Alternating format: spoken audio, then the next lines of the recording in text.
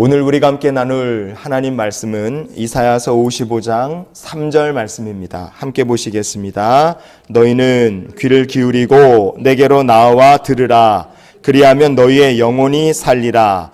내가 너희를 위하여 영원한 언약을 맺으리니 곧 다윗에게 허락한 확실한 은혜이니라. 아멘. 하나님께서는 이스라엘 백성들에게 귀를 기울여 들으라 이렇게 말씀하셨어요. 왜 이런 말씀을 하셨겠습니까? 그것은 이스라엘 백성들이 마치 듣지 못하는 사람들처럼 청각장애가 있는 사람같이, 좀 안 좋은 말로 하면 귀머거리 마냥 하나님의 말씀을 듣지 못했기 때문에 그렇습니다. 사람이 소통을 하려고 한다 그러면 당연히 말귀를 알아먹어야 소통이 되지 않겠어요? 사람과 사람 사이에도 듣지 못하면 소통이 안 됩니다. 사람이 하나님과 소통한다 그러면 당연히 하나님의 음성을 들어야 되는 거죠. 말씀을 잘 들으면 어떻게 되느냐? 내 영혼이 삽니다. 영원한 언약을 맺게 돼요. 그리고 확실한 은혜 가운데 산다. 오늘 말씀이 얘기합니다. 그러나 이스라엘 백성들은 영적인 귀머거리 같이 살았어요. 하나님 말씀 듣지 않습니다. 말씀을 듣지 않으니까 어떻게 삽니까? 하나님 보시기에, 하나님 보시는 앞에서도 거침없이 죄짓고 사는 거예요. 무서운 게 없습니다. 그렇게 이스라엘 백성들이 영적인 귀머거리로 산 결과가 무엇이냐? 성경은 이렇게 말씀합니다. 이사야 66장의 4절 말씀을 우리 같이 보시겠습니다. 나 또한 유혹을 그들에게 택하여 주며 그들이 무서워하는 그것을 그들에게 임하게 하리니 이는 내가 불러도 대답하는 자가 없으며 내가 말하여도 그들이 듣지 않고 오직 나의 목전에서 악을 행하며 내가 기뻐하지 아니하는 것을 택하였음이라 하시니라 그랬어요. 이스라엘 백성들, 하나님께서 부르셔도 대꾸도 하지 않습니다. 그들은 하나님 말씀하셔도 전혀 이런 방구 대답도 안 해요. 결국 그들은요, 하나님께서 그들 앞에 유혹을 두시고 무서워하는 것들을 갖다가 두시는 인생이 될 수밖에 없어요. 왜 그렇게 하셨겠습니까?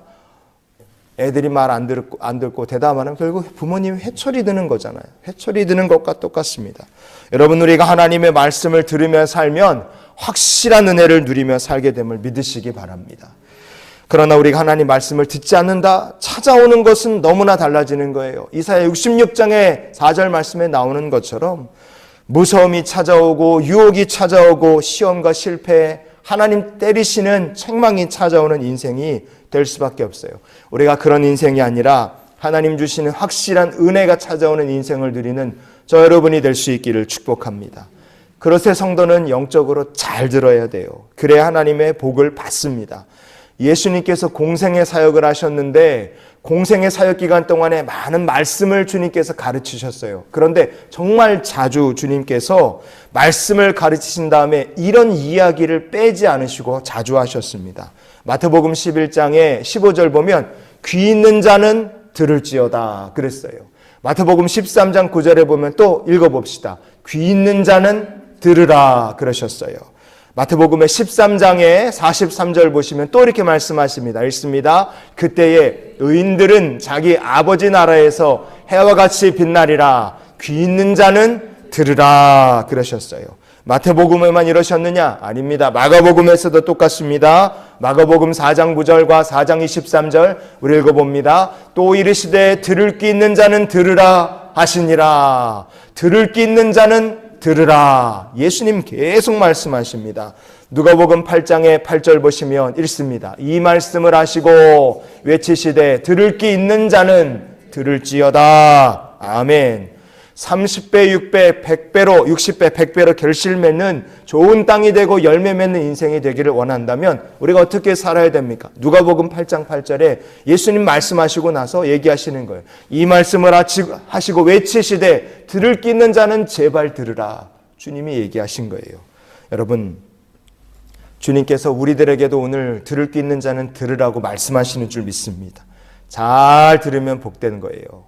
부활하신 예수님께서 요한계시록에서요, 소아시아에 있는 7교회들에게 부활하신 주님께서 직접 찾아가셔서 말씀하십니다.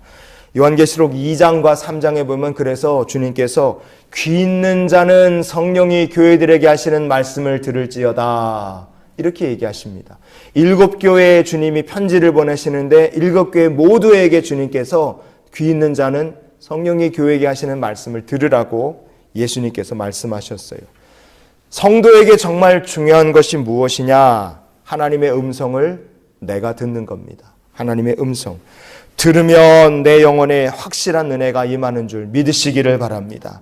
하나님 말씀을 들으면 언약의 백성이 되는 것을 믿으시기 바랍니다. 내가 하나님의 음성을 들으면 내 인생이 복된 인생이 되는 거예요. 그래서 마귀가 어떻게 합니까? 마귀가 하나님의 음성 못 듣게 계속 방해해요. 마귀가 어떻게 하느냐? 우리가 잘못된 습관 가져서 예배에 집중하지 못하게, 하나님 말씀 듣지 못하게 마귀가 계속 그렇게 만듭니다. 예배 시작하고 설교 시작하고 5분이나 10분 지나서 주무시는 건 제 책임이지만 앉자마자 주무시는 건 그거는 제 책임이 아니에요. 그거는 여러분이 잘못된 습관 가지고 계신 거예요. 고칠 거는 고쳐야 됩니다. 그래서 마귀는 영적인 귀머거리를 만든다 이거예요. 하나님의 백성은 영적인 귀머거리 상태에서 깨어 일어나야 됩니다. 넘겨주십시오. 간혹 가다가 지하철 같은 데 타서 보면요, 이어폰을 끼고 있는데 소리가 엄청나게 크게 하고 듣는 사람들이 있어요. 지하철도 시끄러운데 그 시끄러운 지하철에서도 이 사람이 듣는 음악 소리 같은 게 들릴 정도로 그게 세게 트고 다니는 사람들 있지 않습니까? 그런 분들은요, 난청이 생깁니다. 우리 귀에는 청각세포가 있다 그래요. 근데 이게 지속적으로 엄청 큰 소리에 계속 노출이 되면 청각세포가 손상이 되고 망가진 청각세포는 다시는 회복이 되지 않는다 그래요. 보청기를 끼면 되지 않느냐? 보청기는요, 그 남아있는 얼마 안 되는 청각세포가 들을 수 있게 소리를 확대, 증폭시켜주는 거지, 청각세포 망가진 거는 죽어서 돌아오지 않기 때문에 보청기가 나중에는 소용없는 지경까지 간다 이겁니다.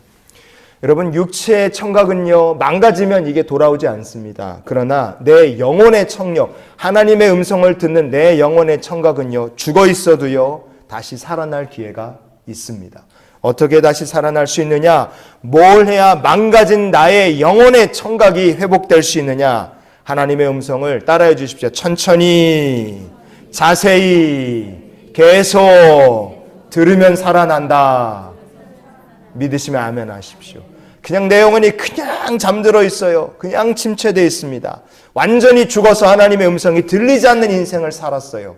그러나 그런 사람도 하나님의 말씀을 천천히 계속 자주 꾸준히 들으면 그 사람의 죽었던 영의 청각세포가 다시 살아나고 하나님의 음성이 마침내 들리게 될 줄 믿습니다. 오늘 이사야 55장 3절이 하는 얘기가 그거예요. 귀를 기울이고 내게로 나와 들으라. 귀를 기울이고 들으면 어떻게 됩니까? 너희의 영혼이 살리라 그랬어요. 여러분과 저의 영혼이 사는 줄 믿습니다. 그럼 어떻게 됩니까? 영원한 언약을 맺게 됩니다.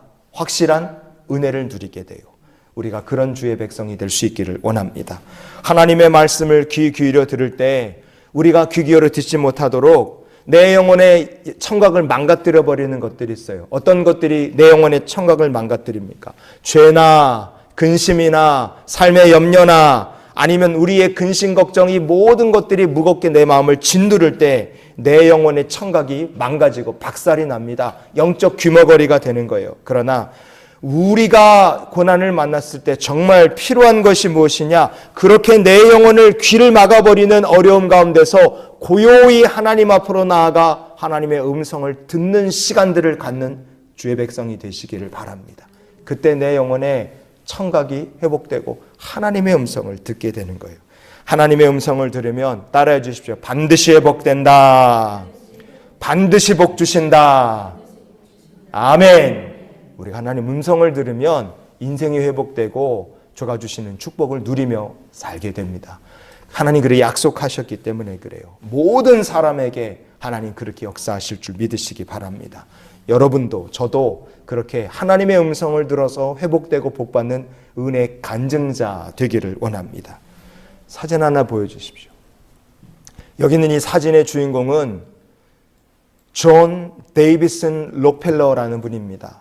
미국 역사상 가장 부자였다 이렇게 손꼽히는 사람 중에 한 분이에요. 저 여자분은요, 저 록펠러의 어머니 엘리자 데이비슨 록펠러 여사입니다. 록펠러는요, 1839년에 태어났는데 엄청 가난한 집에서 태어났어요. 진짜 가난했습니다. 그러나 저 어머니가 아들을요, 철저하게 신앙교육을 시켰어요. 하나님 말씀으로 훈련시키고 언제나 감사하며 살고 주의를 무조건 성수하고 너는 하나님께서 주신 것 늘 감사하며 11조 드리고 삶에서 하나님 주신 것들을 흘려보내고 봉사하고 섬기는 그런 삶을 살아라. 청교도 신앙으로 철저하게 아들을 가르쳤습니다. 그래서요, 록펠러는 배운 것도 많지 않고 그의 가정도 불우했지만 어려서부터 열심히 일했고 하나님 그에게 복을 주셔서 큰 부자가 됩니다. 나중에 석유회사를 운영하게 되고 정말 큰 부자가 됐어요. 그런데 큰 부자가 돼서 환갑쯤 됐을 때 록펠러의 인생의 위기가 찾아왔어요. 록펠러가 평생토록 석유 장사를 했습니다. 넘겨주세요. 석유 장사를 했는데 록펠러 석유 사업의 거의 핵심이 뭐였느냐? 등유였어요. 등유. 우리 1층에 보면 큰 화레이라고 이렇게 열풍기 이렇게 떼는 게 있잖아요. 거기에 우리가 보일러 등유, 백등유를 넣습니다. 록펠러가 사업했던 석유 사업 중에 제일 큰 부분이 그렇게 집에서 쓰는 등유 파는 거였어요. 특별히 사람들이 호롱불에다가 거기다가 기름을 넣고 밤에 이제 불을 밝혀서 그러고 살잖아요. 1800년대니까 다들 그러고 산 거예요. 호롱불을 미국에 사는 집들마다 다 밤에 불 켜고 사니까 그거 다 록펠러가 파는 사업에서 이제 사람들이 기름 사다가 켜고 밥해 먹고 그러고 사는 거예요. 그래서 등유 팔아서 록펠러가 큰 돈을 벌고 부자가 됐는데 근데 인생의 위기가 찾아온 겁니다. 어떤 위기가 찾아왔느냐? 넘겨주십시오. 1879년에 우리가 위인전에서 봤던 저 에디슨이라는 사람이 백열전구를 발명합니다. 백열전구가 나왔는데 처음엔 사람들이 몰랐죠. 저게 뭐야? 그랬는데 시간이 지나면서 이 백열전구가 얼마나 깨끗합니까? 얼마나 편해요. 여러분 이 등유 옛날에 저희 어릴 때 석유골로 썼는데요. 석유골로 한번 밥해 먹고 나면 진짜 콧구멍이 새까매져요. 석유골로 그 안에 또 끓음 올라오니까 그거 다 청소해야 되고요. 심지에 불 붙여야지, 골로 청소해야지. 등불, 호롱불도 똑같아요. 불 켜면 안에 새까맣게 끓으니까 그거 닦아내야지, 긁어내야지 막 그러지 않습니까? 그런데 백열전구는 그냥 스위치 딱 올리면 불이 환하게 켜지니까 얼마나 깨끗하고 냄새 안 나고 끓어먹고 얼마나 안전해요. 사람들이 점점 등불을 버리고 호롱불을 버리고 이제 전구를 쓰는 사람들이 미국에 늘어난다 이거예요. 점점 많아지니까 그게 무슨 의미입니까? 록펠러의 사업이 망하게 생긴 거예요. 사람들이 등불을 쓰고 등유를 버리니까 이 록펠러가 이제 큰일이 난 겁니다. 1900년 됐을 때요. 록펠러 나이가 환갑이었어요. 환갑됐을 때 사업이 진짜 힘들어진 겁니다. 록펠러가 얼마나 큰 위기를 느꼈는지 스트레스를 엄청나게 받았어요. 그래갖고 이 사람이 몸이 안 좋고 아프다 그랬는데 어느 날 진짜 이상해서 병원 가보니까 암이었어요. 스트레스를 너무 많이 받아갖고 암에 걸린 겁니다. 왜냐? 백열전구를 쓰고 사람들이 등유를 안 쓰니까 사업이 심각한 위기에 빠진 거예요. 평생에 쓰고 수고해서 일궈놓은 사업이 한꺼번에 날아갈지도 모른다. 그 생각에 엄청난 부자였지만 록펠러가 걱정이 돼서 병에 걸리고 사업이 망할 거라 생각에 덜덜덜 떨었습니다. 의사는요, 큰 중병에 걸린 록펠러에게 당신 이제 살아야 1년 살 것이다. 그렇게 시한부 인생을 선고했어요. 진짜 힘든 시기 아닙니까? 그런데 그렇게 힘든 시기를 사는 록펠러에게 하나님의 음성이 임합니다. 그가 그 어려운 시기에 하나님의 음성을 다시 귀 기울여 듣기 시작해요. 계기는요, 어느 목사님이 계셨어요. 넘겨주시면 프레데릭 테일러 게이츠라는 목사님이 계신데 록펠러에게 하나님께서 이 목사님을 만나게 하셨고 목사님께서 록펠러에게 이런 얘기를 합니다. 이제 모든 것을 내려놓으세요. 모든 것을 내려놓으라. 여러분 이게 무슨 뜻이겠습니까? 당신 죽을 거니까 미련을 버리라. 그런 뜻이 아니라 지금까지 당신 인생에 하나님 복 주셨는데 왜 그렇게 두려워하느냐? 그러니까 욕심을 내려놓으라. 염려를 내려놓으라. 록펠러는 저 테일러 목사님 말씀을 듣고 자기를 향하신 하나님의 선하심과 인자하심을 깨닫고 걱정을 탁 내려놓습니다. 그래, 지금까지 내 삶을 여기까지 인도하신 하나님 계신데 내가 왜 근심 걱정을 이렇게 움켜쥐고 지금까지 이 고생을 하며 살고 있느냐, 딱 내려놓은 거예요. 그때 하나님께서 록펠러의 마음을 여십니다. 망할까 봐 걱정하고 돈 한 푼 못 쓰던 사람이 록펠러 재단을 만들었어요. 록펠러 파운데이션은 지금도 있습니다. 전 세계의 수많은 교회, 학교를 세우고 대학교를 세우고 선교사님들을 지원하는 록펠러 재단을 그때 만들고요.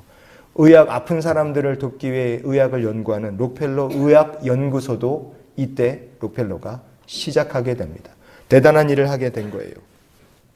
하나님께서 저렇게 주의 음성을 듣고 마음을 다시 열고 하나님께 귀 기울이는 인생을 살게 될 때 록펠러에게 이렇게 말씀을 주셨어요. 시편 115편의 16절 우리 같이 한번 읽어봅니다. 손을 펴사 모든 생물의 소원을 만족하게 하시나이다. 아멘. 의사는 록펠러가 앞으로 1년밖에 못 살 거라 그렇게 얘기했습니다. 그러나 의사의 말과 달리 록펠러는 암을 극복하게 됩니다. 다음 넘겨주십시오. 뒤로 넘겨서 아까 사진 있죠. 암에 걸렸는데요. 암에 걸린 저 사진을 보면 원래 록펠러가 이렇게 수염을 이렇게 기르고 살았던 사람이에요.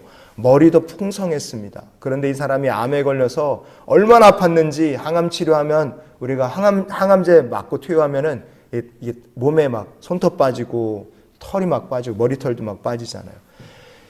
1902년도에 찍은 록펠러의 사진을 보면 불과 3년 사이 사진인데 1899년에 찍은 저 사진하고 1902년에 찍은 저 사진을 보면 완전히 할아버지가 돼 있어요. 얼마나 힘들었으면, 항암 치료하고 암과 싸우는 동안 얼마나 힘들었으면 콧수염도 다 빠져있는 모습으로 사진을 찍었습니다. 그러나 겉모습은 저렇게 후페이지가 많이 망가져서 사람이 늙고 아팠지만 록펠러는요, 손을 펴사 모든 생물의 소원을 만족케 하시는 하나님, 하나님은 내 삶을 만족케 하시는 하나님이시다. 하나님을 그가 다시 붙들게 됐어요. 하나님의 음성을 듣게 될 때 암을 극복하게 됐고요. 하나님의 음성을 다시 듣게 될 때 소원을 만족하게 하시는 하나님, 하나님께 소망을 둘 때 록펠러의 인생이 고난에서 빠져나오기 시작합니다. 하나님께서 놀랍게 역사하시는 거예요. 그의 건강을 지켜주실 뿐 아니라 하나님 그에게 축복을 주십니다. 그때 하나님과의 관계가 회복되고 주의 음성을 다시 듣게 될 때 하나님께서 다시 한번 록펠러에게 말씀을 주십니다. 어떤 말씀을 주셨느냐? 누가복음 6장의 38절 우리 같이 읽습니다. 주라 그리하면 너희에게 줄 것이니 곧 후이 되어 누르고 흔들어 넘치도록 하여 너희에게 안겨주리라. 아멘. 이게 록펠러가 하나님께 받은 두 번째 말씀이었어요. 하나님께서 이 말씀을 주셨습니다. 록펠러는 이미 어마어마한 부자였어요. 사업이 망할까 봐 걱정되고 스트레스 받아서 암까지 걸렸을 때도 이미 록펠러는 그때 당시에 죽을 때까지도 다 써도 못 죽을 그런 돈을 가지고 있었어요. 그런데도 망할까 봐 사람이 걱정하며 살았던 겁니다. 아프고 나서야 록펠러는요, 내가 하나님의 말씀대로 제대로 살지를 못했구나. 자신의 삶을 회개했어요. 열심히 나누고 열심히 베풀고 교회 세우고 병원 세우고 학교 세우고 선교지 돕고 선교사님 돕고 막 이러고 이제 살기 시작하는 거예요. 그렇게 하나님 말씀대로 살았더니 하나님께서 록펠러에게 누르고 흔들어서 넘치도록 주시는 축복을 주셨어요. 사람들이 백열전구를 쓰기 시작하면서 등유를 안 쓰니까 사업이 흔들려서 망할까 봐 록펠러가 걱정하고 이 사람이 병까지 생긴 거 아닙니까? 근데 하나님께서 어떻게 록펠러를 회복시키시고 복을 주시는데 누르고 흔들어 넘치도록 복을 주셨느냐? 사진 다음 넘겨주십시오. 1903년도에 헨리 포드라는 전설적인 사업가가 자동차를 대량으로 만들어 팔기 시작했어요. 모델 T, 전설적인 차입니다. 저게요, 자동차가 나오면서 1908년부터 1927년까지 18년 동안 저 모델 T 자동차가 미국 안에서만 1,500만 대가 팔립니다. 전에 없던 기름을 먹는 괴물 1,500만 대가 미국 안에를 돌아다니게 된 거예요. 이게 등불, 호롱불에 늘 기름 파는 거랑 비교가 안 될 만큼 기름을 어마어마하게 사람들이 자동차 굴리기 위해서 쓰기 시작했어요. 정말 얼마 안 되는 순간에 하나님께서 록펠러에게 어마어마한 복을 주셨고요. 그 짧은 시간에 망할까 봐 걱정했던 록펠러의 사업은 큰 복을 받아 미국 역사상 1등 가는 부자가 되게 하십니다. 망할 거라 걱정했던 록펠러 하나님 복을 주셨고요. 1년밖에 못 살 거랬던 록펠러 하나님께서 그 병을 앓았던 그 이후로 40년을 더 살게 하셔서 97살까지 살고 록펠러 평안하게 하나님께서 천국으로 부르셨어요. 여러분, 어떻게 이렇게 복 있는 삶을 살 수 있었겠습니까? 하나님의 음성을 그가 다시 들었기 때문에 그렇습니다. 여기 계신 성도님 중에 인생의 괴로움과 근심 걱정 때문에 굉장히 오랜 세월 동안 하나님의 음성을 듣지 못했던 잠시 영적인 난청, 귀머거리가 됐던 분들도 계실지 몰라요. 넘겨주십시오. 혹시 여러분의 영적 청력을 망가뜨리고 있는 것이 있습니까? 마음속에 지금 인생의 고난을 겪고 계십니까? 죄가 이 안에 이렇게 있습니까? 염려하거나 근심하는 것이 있으십니까? 여러분, 고난이 있거나 죄가 있거나 염려나 근심이 있다면 여러분의 영적 청각이 다시 회복될 수 있도록 하나님 앞에 나가서 주의 음성을 듣는 주님의 백성이 되시기를 축복합니다. 말씀을 들을 때 회복이 되는 거예요. 하나님의 음성을 들을 때 주의 백성이 되고 언약의 백성이 되고 확실한 은혜를 누리며 살게 하나님 도우실 줄 믿습니다. 그러니 우리가 이런 기도로 이번 한 주간을 살았으면 좋겠어요. 같이 읽어봅시다. 하나님, 언제나 주의 음성을 듣게 하옵소서. 아멘. 주의 음성을 듣고 매일 십자가 앞으로 나가는 주님의 백성이 되시길 바랍니다. 염려와 근심, 걱정, 두려워하는 것이 기다리는 인생이 아니라 확실한 은혜가 기다리는 삶을 사는 저와 여러분이 될 수 있기를 주님의 이름으로 축원을 드립니다.